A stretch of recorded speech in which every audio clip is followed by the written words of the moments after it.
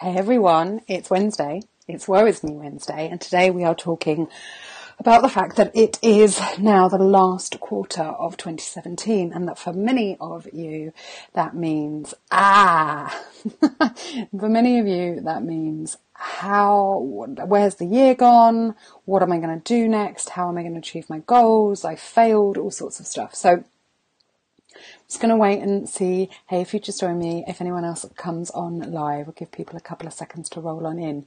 But I'm actually going to share with you some questions that you can ask yourself and a way of getting really clear on the best way to use the rest of this year.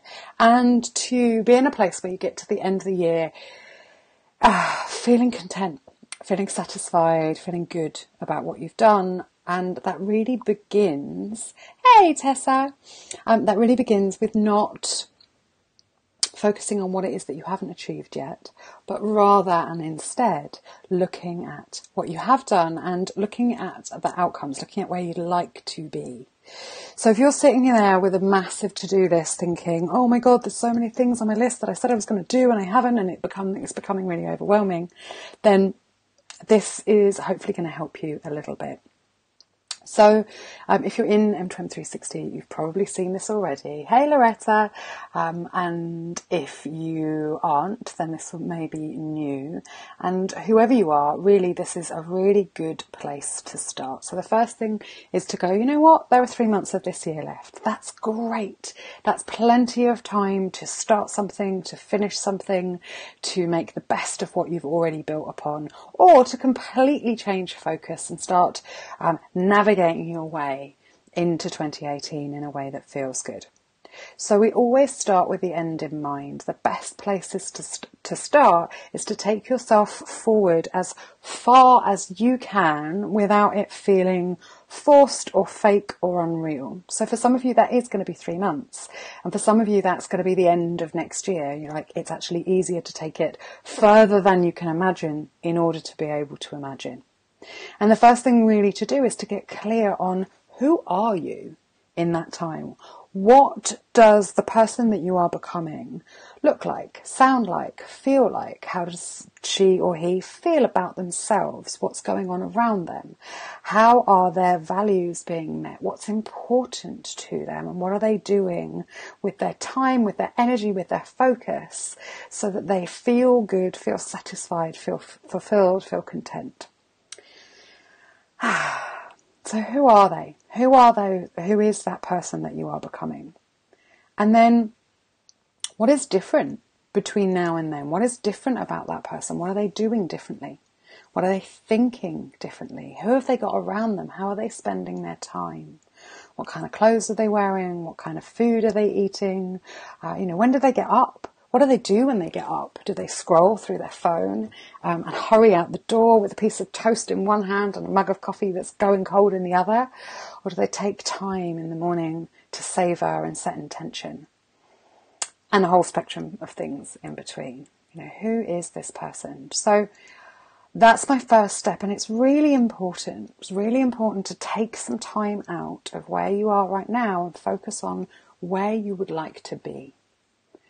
And I can't really reiterate this enough. Rather than focusing on what hasn't happened yet and how much you've got to do and how far away you are, which just sort of sets up this energy of on the inside and kind of creates and perpetuates that feeling of overwhelm.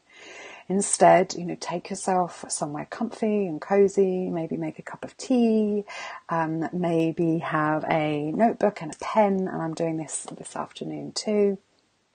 Take some time to really think about the person that you're becoming, and what it feels like to be that person and how they spend their time and who is surrounding them and what they're doing.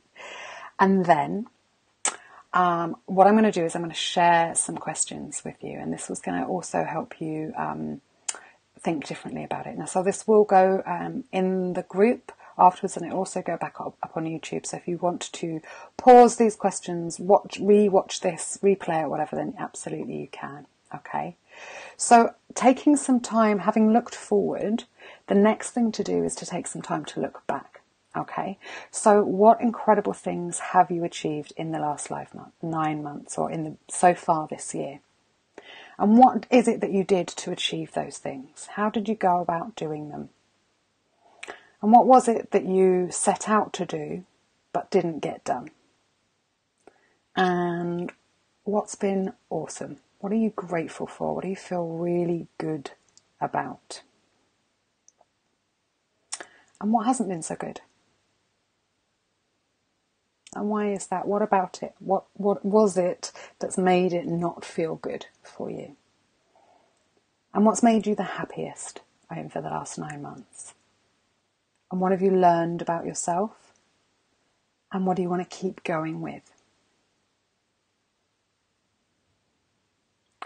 And what are you ready to leave behind? What are you happy to stop doing or stop having or stop seeing or surrounding yourself or stop doing? And where have you given the most of your time away? And where have you given the most of your power away? Where have you felt unpowerful? And if you're looking just back at the last 3 months, what surprised you the most? And if you could do this year differently, if you could take it again, what would you change? What would you want more of? And what would you want less of? And how do you want to feel more often in the next quarter? And knowing who it is that you are becoming and where you'd like to head, what are your key intentions for this next quarter? And on that one, what I would do is I would set yourself like one big thing for, and then break that down. So like one big thing that you're going to achieve each month, and then break that down into one big thing you're going to achieve each week, so that it's really broken down into chunks. So that's how I spend some time kind of visioning. It's like really stepping into those different places, looking forward and then looking back at how you've spent your time and how you like spending your time and who around you has been good and useful and enjoyable and what's been you want more of. And sometimes the really simple exercises of the stop, start, continue are really good. And so once you know what it is that you want more of, what you want less of, what you want to keep going with, then you can start focusing on how. But really, starting with the how is really unhelpful, because that is what will create overwhelm for you.